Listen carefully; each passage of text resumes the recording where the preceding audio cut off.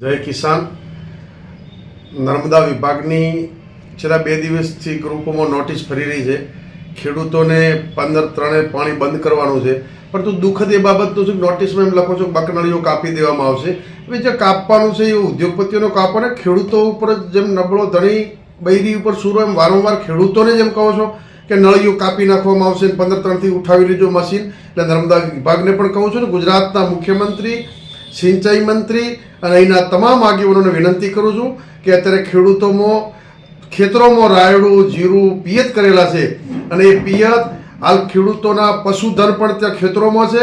એટલે રાજ્ય સરકારના મુખ્યમંત્રીને વિનંતી કરું છું કે આપ એપ્રિલ મહિનાની 30 તારીખ સુધી પાણી ચાલુ રાખો, ખેડૂતોની વેદના સમજો. એવી રાજ્યના મુખ્યમંત્રી અને જે તે વિભાગના નર્મદા વિભાગના મંત્રીશ્રી અને અહીંના સ્થાનિક આગેવાનોને પણ કહું છું કે 30મી એપ્રિલ સુધી ખેડૂતો પોતાનો પાક પાકી ગયો છે, પણ 1 મહિનો હજુ પણ લોકો ખેતરોમાં રહે, એમના ઢોરોને પાણી પીવા માટે, લોકોને પીવા માટે એપ્રિલ મહિના સુધી રાખો એવી વિનંતી કરું છું. અને દરેક આગેવાનોને પણ કહું છું ખેડૂતોની વેદના સમજીને સરકારમાં રજૂઆત કરે.